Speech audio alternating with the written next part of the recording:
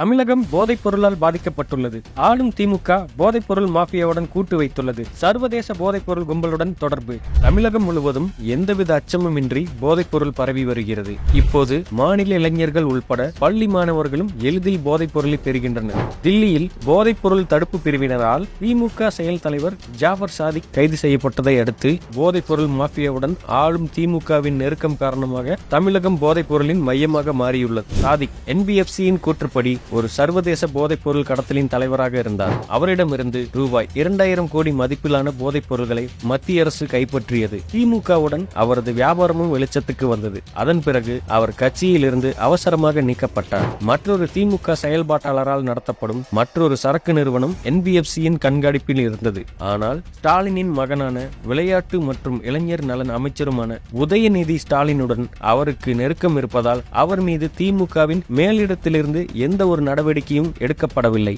விஷயம் மிக தெளிவாக உள்ளது. திமுக கட்சியே போதைப் பொருள் வியாபாரம் செய்து தனது கஜானாவை நிரப்பிக் கொள்கிறது. மேலும் ஊழல் உள்ளிட்ட பல தவறுகளை மூடி மறைக்கிறது. அதனால் போதையை நிறுத்துவதற்கு பதிலாக அவர்களே இளைஞர்களை போதைக்கு அடிமையாக்கி வருகின்றனர். அவரது உத்தரவின் பேரில் காவல்துறையும் முடங்கிவிட்டதால் யாரும் நடவடிக்கை எடுப்பதில்லை. உயர்நிலை பள்ளிகள் மற்றும் கல்லூரிகளில் தங்கள் குழந்தைகளை பற்றி அக்கறை கொண்ட பெற்றோர்கள் மாநிலத்தில் உள்ள வளாகங்கள் மற்றும் பொழுதுபோக்கு கிளப்களில் போதைப் பொருள் பரவுவது குறித்த தங்கள் தீவிர கவலைகளை தன்னுடன் பகிர்ந்து கொள்கிறார்கள் என்று ஆளுநர் RN ரவி கூறினார். டிஃபன் பாக்ஸ் முதல் ஆம்புலன்ஸ் வரை எளிதில் போதைப் பொருள் கடத்தலுக்கு ஒரே காரணம் திமுகவே ஆகும்.